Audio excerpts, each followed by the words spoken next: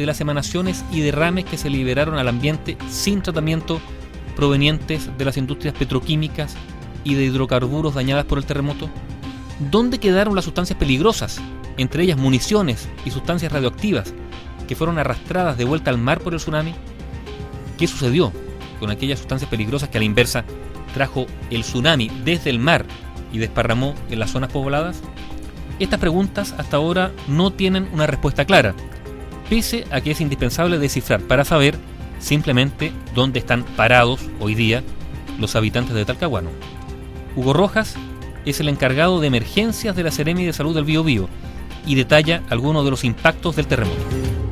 Muchos equipos liberaron, ¿no es cierto?, gases a la atmósfera sin ningún tratamiento. El otro efecto tiene que ver ya con sobre todo en sectores, principalmente en Talcahuano, Islas Rocuán, Mar, donde el maremoto obviamente inundó muchas empresas y con ello entonces generó un efecto, a mi entender, local, hasta el día de hoy no evaluado 100%, y que tiene que ver con todo el arrastre que generó el agua que ingresó a todas estas plantas.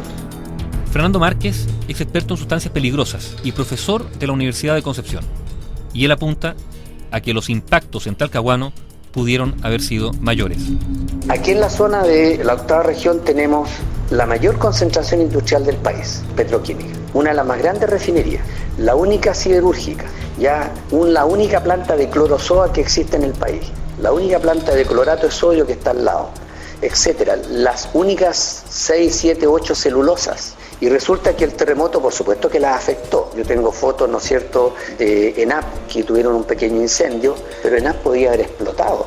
Podría haber sido un incendio inconmensurable y haber desaparecido. Sin embargo, la buena tecnología, los buenos medios de control hicieron que hubiera un pequeño incendio y por supuesto ENAP paró por 2 o 3 meses porque el terremoto afectó a los equipos, rompió cañería, pero no hubo incendio, no hubo muertos, no hubo heridos en esa empresa.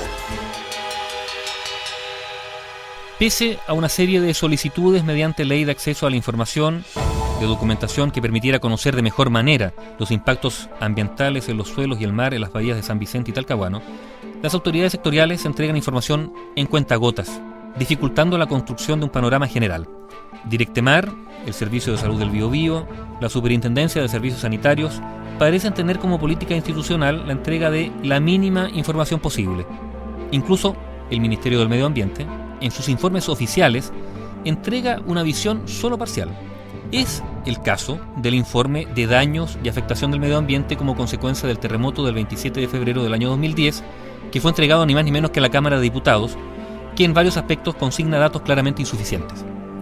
Un ejemplo, el caso del accidente que afectó a la empresa Occidental Chemical Chile, sociedad anónima también conocida como Oxy, cuya planta de cloro, que es la única que existe en el país, sufrió duramente los embates del movimiento sísmico.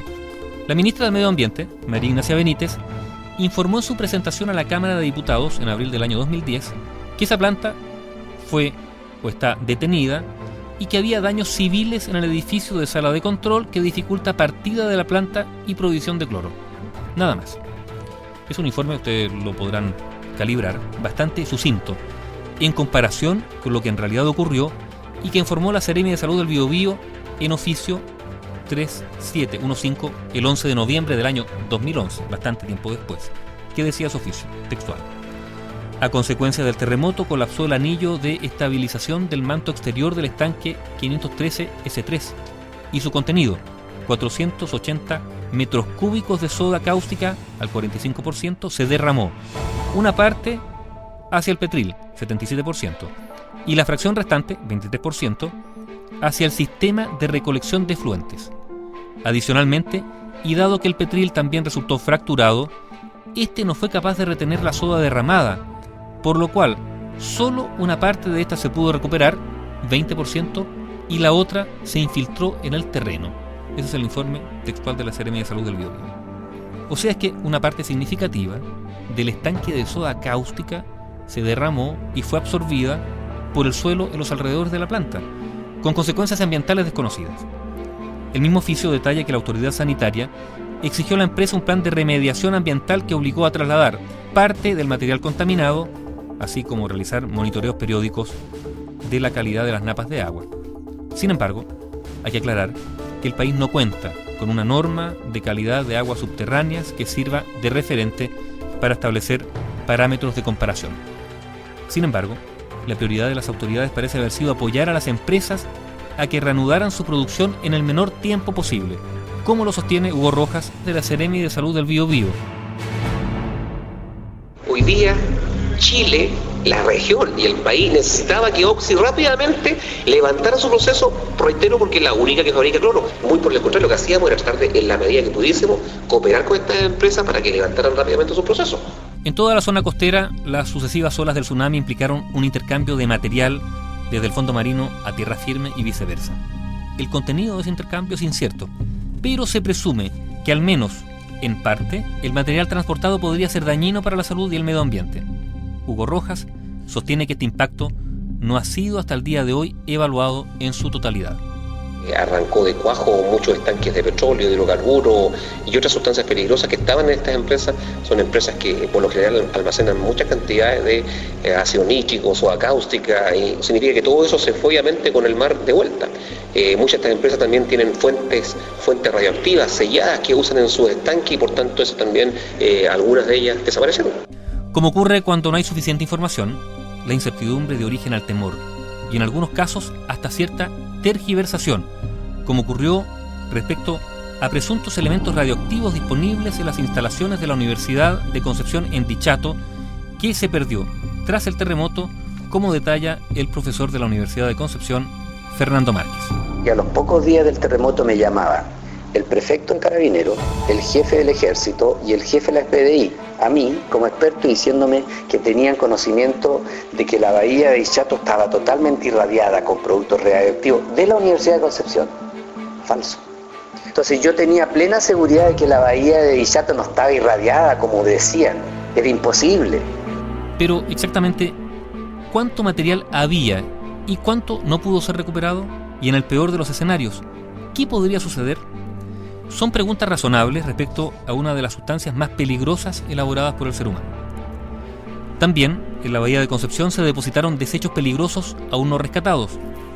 Así lo informó el almirante Roberto Maquiavelo, quien declaró la pérdida de 120 rockets iluminantes y 478 bengalas de mano usados en la señalización en el mar, en declaraciones a Radio Biobío.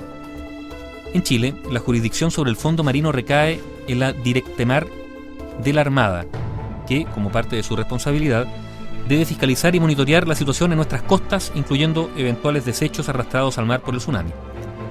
Pero Directemar se ha mostrado reticente a facilitar información al respecto y ha entregado solo algunos datos puntuales sobre los emisarios que descargan en las bahías y algunos daños sufridos por estas instalaciones y algunas pesqueras. Algunas comunidades, en todo caso, han comenzado a organizarse para intentar averiguar información relevante. Los habitantes de la población Santa Clara de Talcahuano, que vieron sus casas invadidas por lodos provenientes de la bahía de Concepción el 27 de febrero del 2010, provocando de paso la muerte de 8 personas, encargaron un estudio que midió la contaminación por metales pesados de los suelos de la población. Para Roberto Pino, que es vecino de Santa Clara, los lodos que trajo el tsunami no eran inofensivos. Por lo menos, eso concluyó el estudio encargado por Talcahueño, el grupo ambiental que encabeza, a científicos del Centro EULA de la Universidad de Concepción. Pino destaca los principales resultados de ese estudio. Ellos lo informan, es cierto que aquí lo más que sobresale hay zinc, ¿ya? Pero el zinc aquí en Chile no hay normativa de zinc, sobre todo en la parte de suelo, no hay. Y ellos lo comparan con la normativa de Canadá, y en Canadá la normativa decía que eran 200 miligramos por kilogramo, y aquí en Santa Clara tenemos más de 900, ¿ya? Y que eso era dañino para la población, para la salud humana. Después, lo otro que arroja el informe del EULA, que hay plomo. Guillermo Rivera, encargado del Departamento del Medio Ambiente de la Municipalidad de Talcahuano, contradice, en todo caso, estos resultados basado en otros estudios de la municipalidad. Nosotros fuimos los únicos que hicimos análisis del sedimento que salió con el tsunami. Los únicos que le pedimos al EULA, oiga, por favor vengan, saquen muestras de los sedimentos, lo hicieron un análisis, estaba todo dentro de lo normal, lo sacamos del fango, lavamos todas las calles, sanitizamos todas las calles, sacamos la basura, sacamos los escombros, sacamos todo, listo. En todo caso, existe un largo historial respecto al hallazgo de metales pesados en los suelos de Talcahuano. Pedro Tume, que es profesor de la Universidad Católica de Concepción y una de las máximas autoridades en metales pesados del país, realizó en el año 1999 un estudio al respecto. Para ello, cuenta, debió recurrir a la comparación con otros países, pues en Chile, ni entonces ni ahora, existe una línea base para medir con certeza los niveles de metales pesados. Nosotros lo que hicimos fue tomar muestras de suelo en distintos lugares de Talcahuano, ¿no? Y con esas muestras luego hicimos análisis químicos y encontramos las concentraciones de esos metales pesados. Entonces, eso en estos momentos no existe en la región ni en el país un documento que nos diga cuáles son las concentraciones naturales del suelo. O sea, donde no hayan ingresado metales pesados por actividad antrópica, actividad humana. No existe. Lo que nosotros hicimos fue comparar con concentraciones de otros lugares. Y dentro de esas comparaciones encontramos algunas muestras que tienen grandes concentraciones de metales pesados. Las razones por las cuales después de casi medio siglo aún se desconoce con certeza la situación ambiental de Talcahuano son diversas. El senador por la zona, Mariano Urtizquide, apunta derechamente a uno de los factores que sería el conflicto de intereses en el pasado. Talcahuano es la ciudad más contaminada de Chile. ¿Quién debe cuidar de eso? El servicio médico. ¿Por qué no lo cuidaron? Porque los mismos médicos que cuidaban el servicio médico trabajaban en Huachipato. Y los mismos que trabajaban en Huachipato y en ENAP eran los que tenían que sancionar y dar las razones médicas para controlar. En todo caso, se registran algunas iniciativas encaminadas a elaborar un catastro de la bahía, como el elaborado hace algunos años por el profesor Márquez, de la Universidad de Concepción, quien añade que actualmente, como parte de las buenas prácticas, es necesario involucrar a la comunidad. Naciones Unidas, con todos estos accidentes que ha habido en el mundo, el de Bhopal, el de Chernobyl, ahora el de Fukushima, las Torres Gemelas, las Naciones Unidas se han dado cuenta de que uno no puede dejar de lado a la comunidad cuando hay accidentes industriales o en el transporte, lo que sea. La comunidad tiene que saber, tiene el derecho a saber. Pero claramente se trata de una práctica que no se ha generalizado. Incluso los encargados de emergencias a veces no tienen la información necesaria. Así ocurrió precisamente con el incendio que siguió al terremoto del 27 de febrero en la Facultad de Química de la Universidad de Concepción, una entidad en la que trabaja Márquez. Así lo recuerda el superintendente del Cuerpo de Bomberos de Concepción, Luis Schofenegger. Lo primero, nosotros no teníamos idea qué tipo de elementos existían en la Facultad de Ciencias Químicas. Al producirse este incendio, nosotros fuimos casi espectadores. Pero afortunadamente algunas cosas están cambiando y se registran avances. Hay algunas regulaciones, como el Decreto Supremo 78 del Servicio de Salud para el almacenamiento de sustancias peligrosas, que obliga a las empresas a entregar el detalle de las sustancias que almacenan. Hay también nuevas regulaciones para las telecomunicaciones en caso de emergencia y una mayor coordinación para estos eventos, como lo indica el superintendente de bomberos de Concepción, Luis Schofenegger. Claramente está delante y el después. Hoy día existe una coordinación macro para respuesta a la emergencia a nivel interinstitucional. Están Carabineros, PDI, la Armada, la ONEMI, Bomberos, compañía proveedora de servicios, la luz, el gas, el agua, supermercado, retail.